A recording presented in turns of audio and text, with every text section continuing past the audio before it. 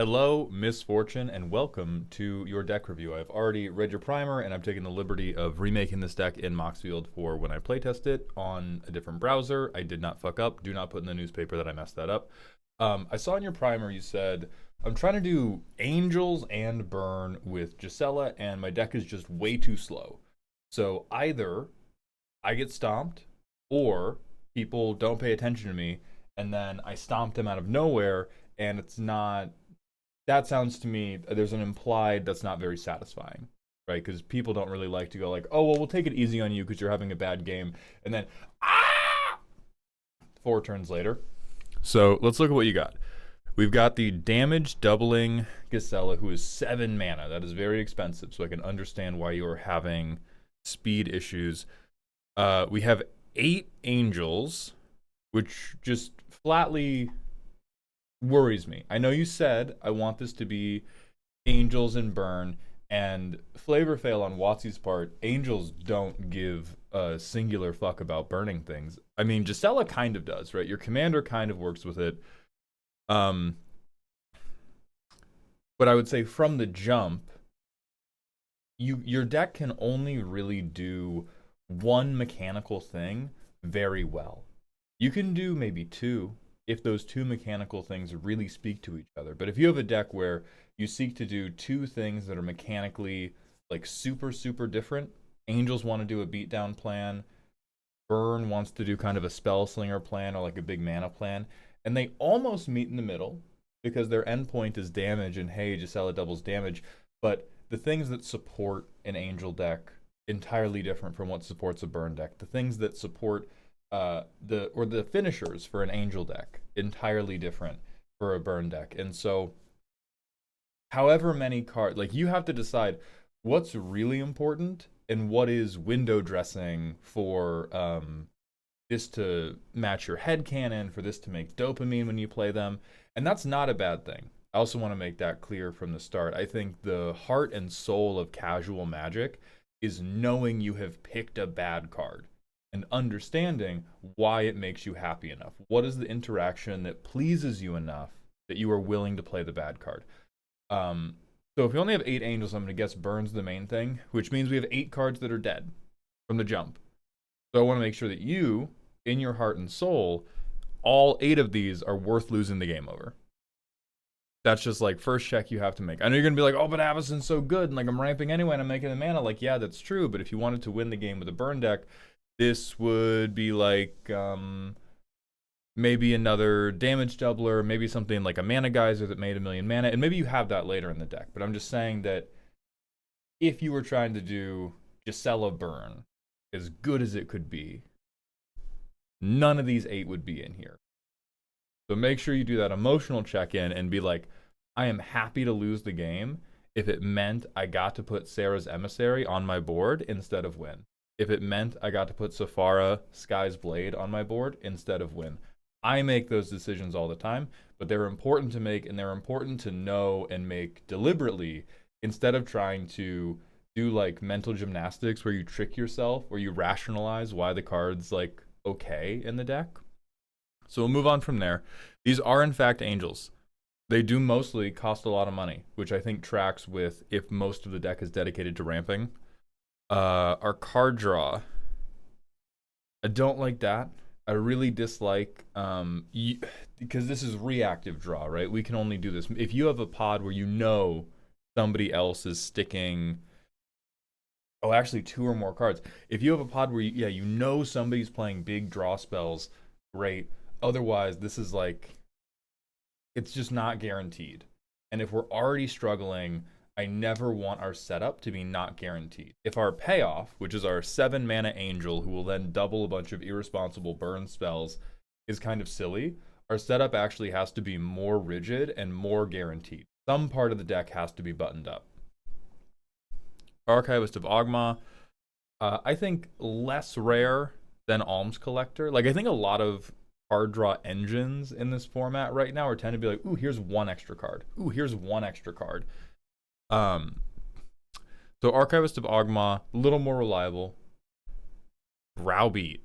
Okay, see, this is where I think we're doing a rationalization of a card that doesn't deserve to be in the deck for the burn plan and doesn't deserve to be in the deck for the card draw plan, but we're like, oh, but it fits like the bigger picture, and it's in a slot where we need it. Like, if it's gonna fit the bigger picture, it has to be perfect for the bigger picture. Same deal. Like, you have to be totally willing to lose the game because you got to put Browbeat on the stack. Because people are going to pick the option that is worse for you every time when it comes to a choice card in Commander. And what this says to me is this card is blank until I have my Commander, which is really bad for a card draw spell in this deck, because card draw in this deck, I'm guessing, is meant to draw us into ramp and setup. And so this is like positioned almost as a finisher, but then as a finisher, all it represents is 10 damage to one person. So it doesn't seem very good there either. Yeah, Esper Sentinel, whatever. Yeah, Mengar, whatever. Yeah, no surprise, wheels are good. Wheels would be very good for you in any context. Multiplier's greedy as hell, but I'll try to let you keep them. Non-damage removal. Hey, at least you have one, right? That's all I can really ask. You got one for creatures, one for artifacts. Pack that one up. I see we have 8 pieces of protection. See, we've lied a little bit. Pretty greedy, but all right. All right, we're very, very greedy in the protection section. If a spell would deal damage to you or another permanent, prevent that damage. If a spell would deal damage to an opponent or a permanent an opponent controls, it deals that much +1 instead. Okay.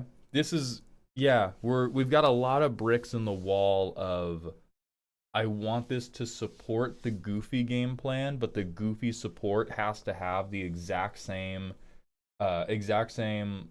like vibe as the goofy finish, which ends up being like the whole wall is shaky. Like, I want you to imagine you are trying to build a sculpture, and the top is just like a massive dick or something. It doesn't have to be profane, but like something really dumb and something notably structurally unsound.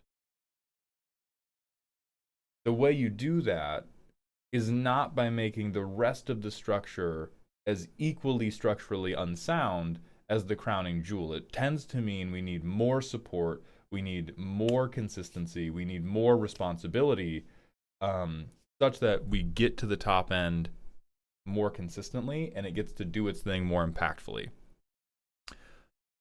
We have 14 pieces of ramp. That's responsible on top of 37 lands.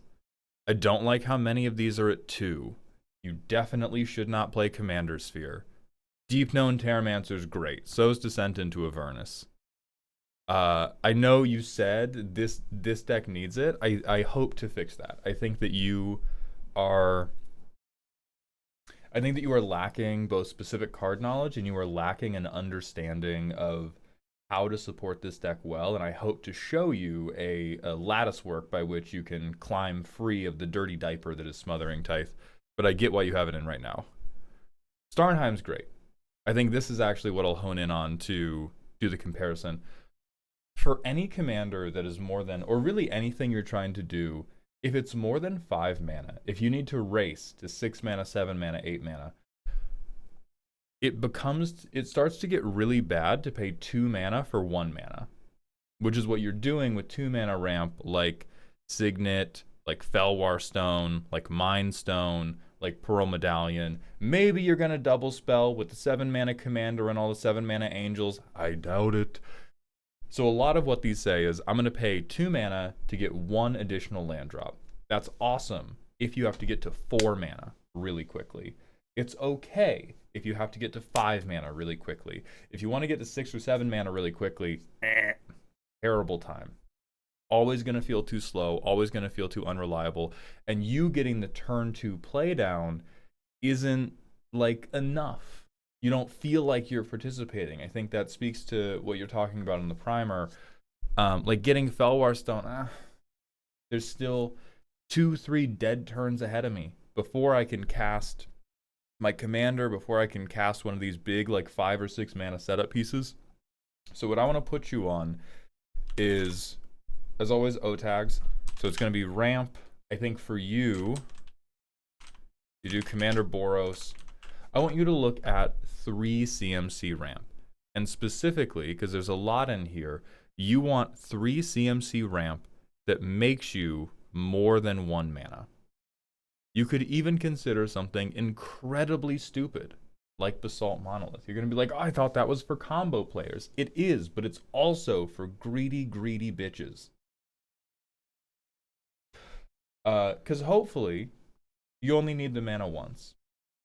And so the heroes of this for you are going to be like Basalt Monolith,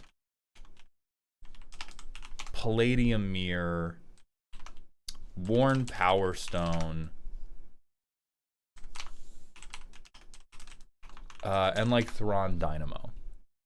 This doesn't have to be the only type of ramp you include, but I think a lot of your issues would get solved by spending 3 mana to get 2 mana. That jumps you up to 5, potentially 6, much sooner. It allows you to maybe spend turn 1 or turn 2 putting a creature into play. Some of this ramp even is a creature in play. Look at you. You're participating. You're an adult. Wow. What are other great ones?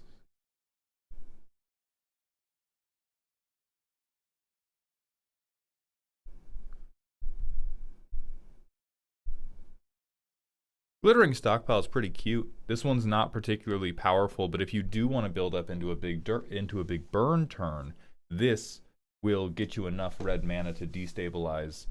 I can't even make that joke because America's doing that right now. God, fuck, I hate Republicans, man. God. Just...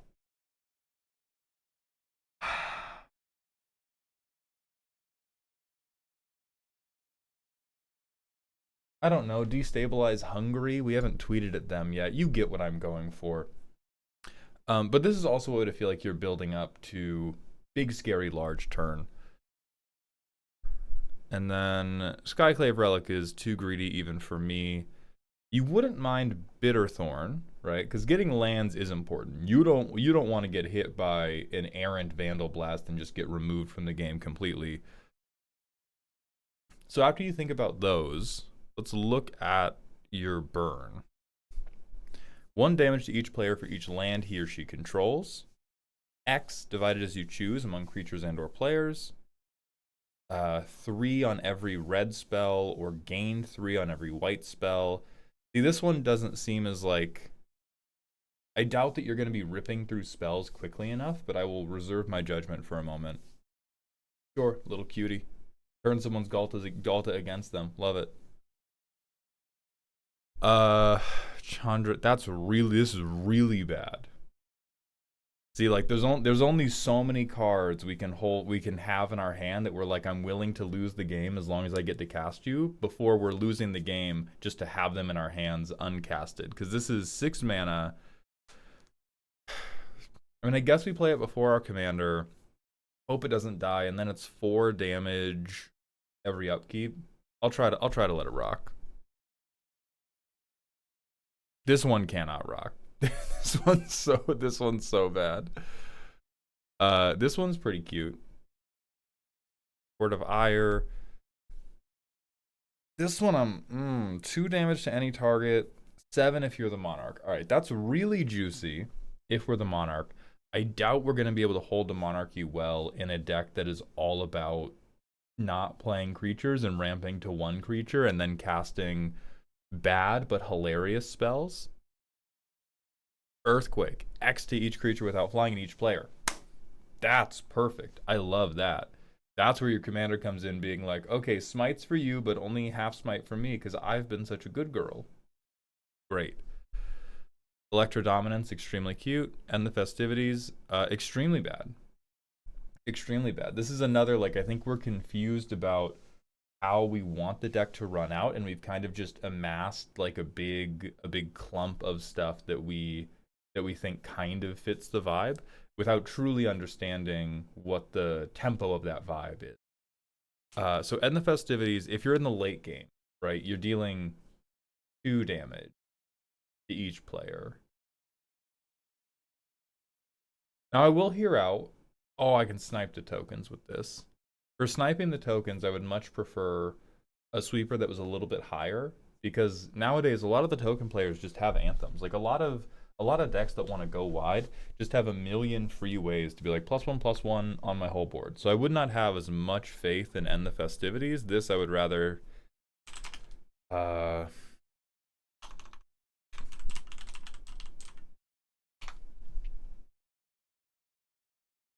feel like Brotherhood's End or something. You'd almost never pick the artifact mode because it would fuck you. But maybe one day.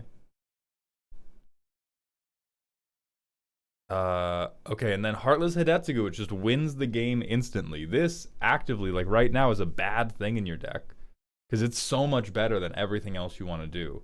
And it's when the variance between the worst thing we can do and the best thing we can do is that high. That's where you create the feels bad of like, oh man, either I do nothing or I win, out of nowhere, and everyone's giving me the sourpuss face.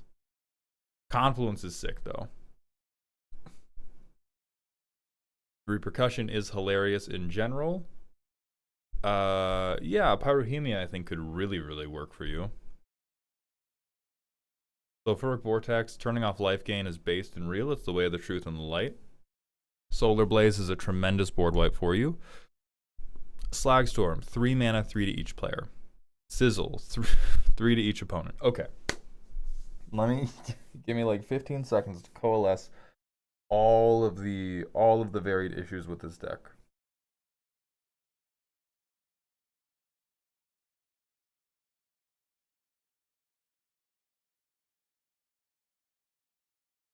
Okay. Problem number one is definitely that we're ramping wrong. I think every other bad card that is in this deck could stay in this deck and you would feel at least minorly better about it if half or more of these 2 mana rocks turned into 3 mana rocks, 3 mana plus rocks that got you 2 or more mana to work with. That is the first step. After that, you would certainly benefit from understanding that you are a burn deck and that you are a big mana burn deck. You are not a Spellslinger deck. You are not even really an Angel deck. You are one Angel shouting very loudly about the fire and the flames, which is a bitching image, but is a tough strategy to execute. So right now, a lot of our synergy creatures are not actually synergy creatures. Like we're trying to gain life with this guy, and I presume we're trying to gain life because so far we've been getting hyper bullied and our life total is pretty low. I think that can be corrected by ramping up to your strategy more quickly. After that, our card draw is very, very bad, which is probably causing us to stall out in the mid game rather than these like super common engines. What I would recommend you do is look into mono white burst draw. So that's going to be like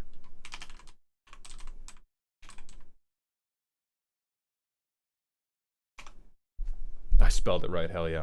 Tons of indecision, but we got there. So stuff that is going to let you draw quite a lot of cards.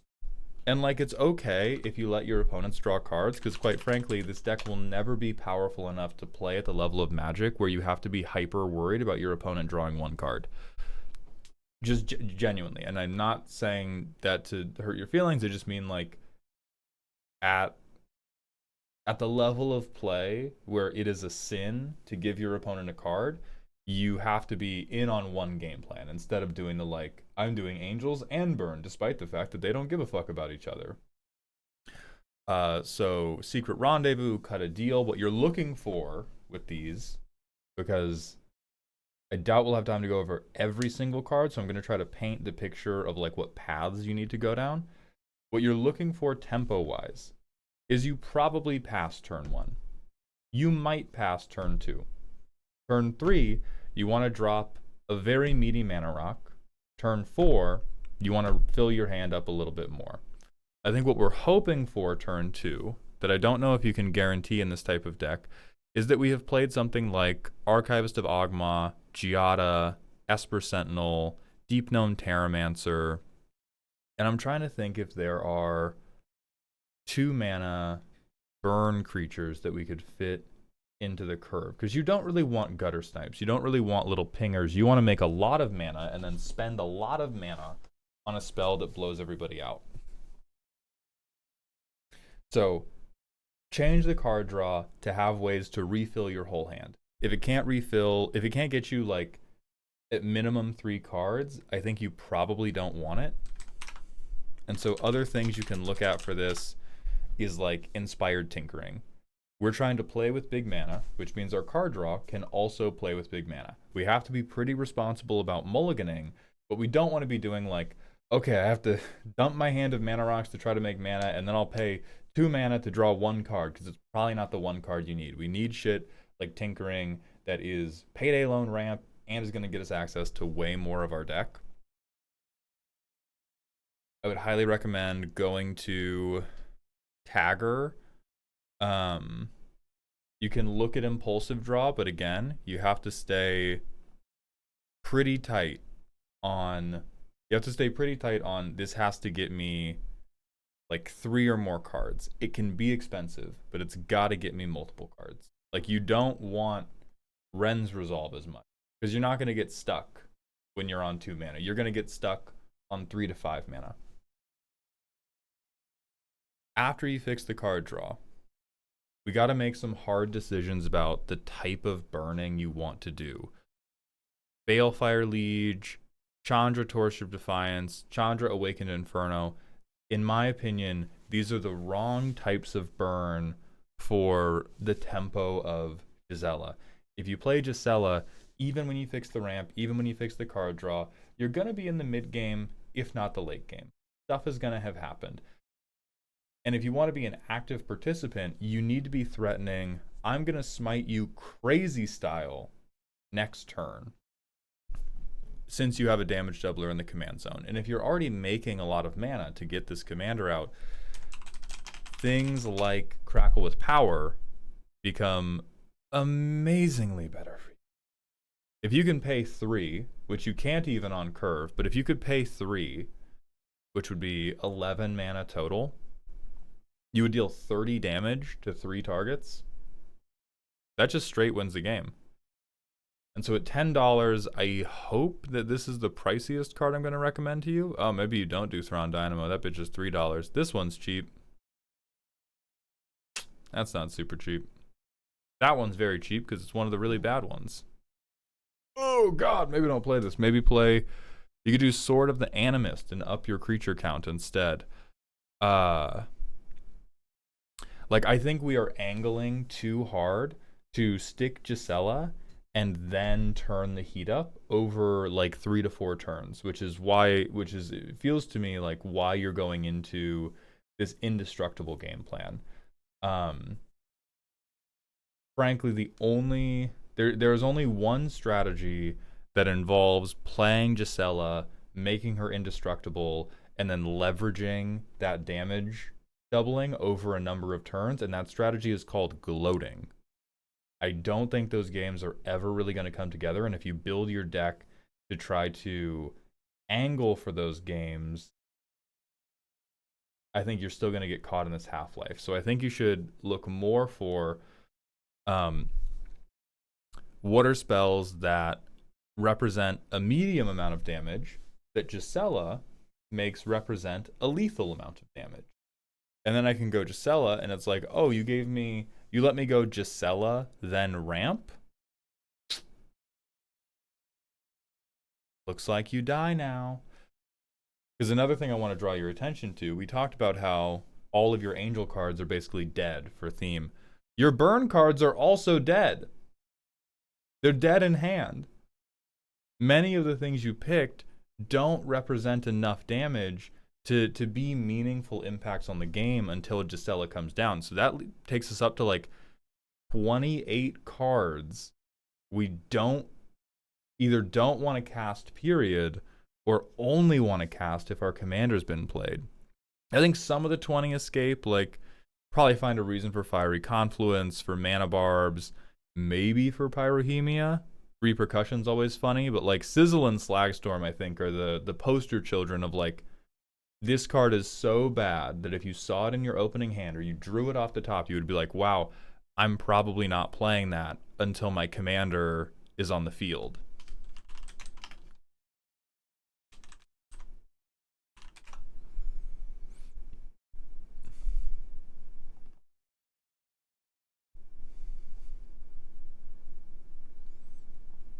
So what can we do that won't be as tough? We're probably not doing Grape Shot.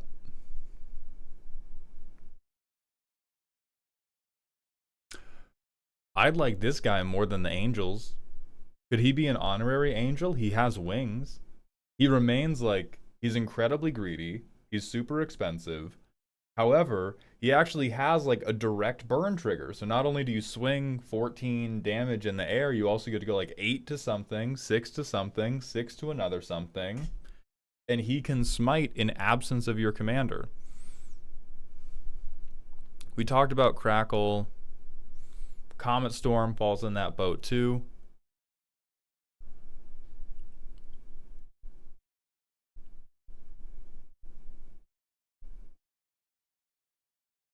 You're not really getting to 5 or more creatures anytime soon, so I don't believe in Aurelia of the Law Above.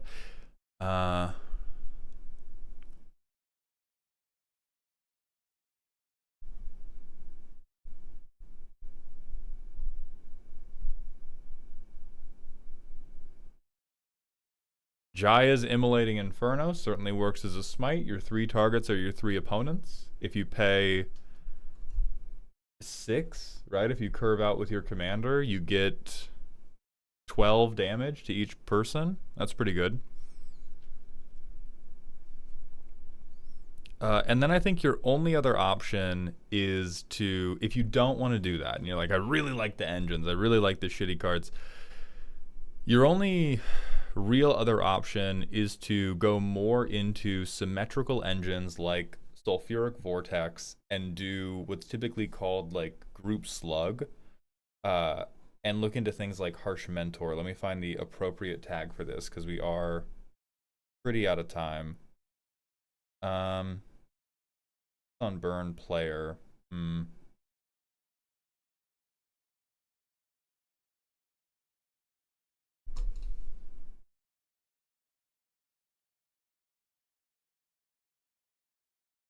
Also, the card you already put in here have the appropriate tag. Group Slug, there we go. And then the way you would have to consider this tempo is it would be ramping becomes not as important. What you would want to set up is like I'm curving out with group slug pieces that are going to like represent a little bit of damage every turn, and then Gisela is what takes it from like normal to you are totally fucked. I personally don't enjoy that as much, and it doesn't look like the quality of these in Boros is very high to begin with.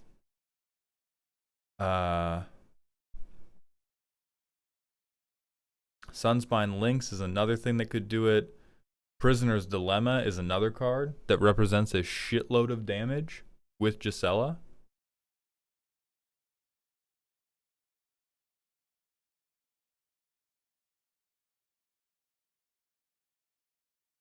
Molten Psyche is a kind of funny wheel. I see this in spell copying decks a lot. And then the last point I'll hit on to really drive it home is like you're not really going to have any of these big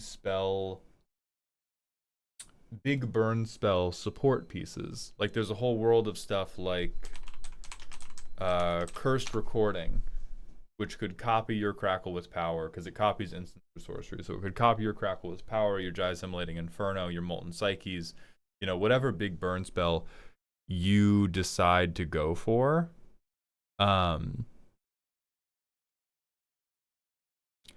And or even like Chandra's Ignition, quite frankly. But right now, all these slots are taken up by, you know, angels that we're never going to play.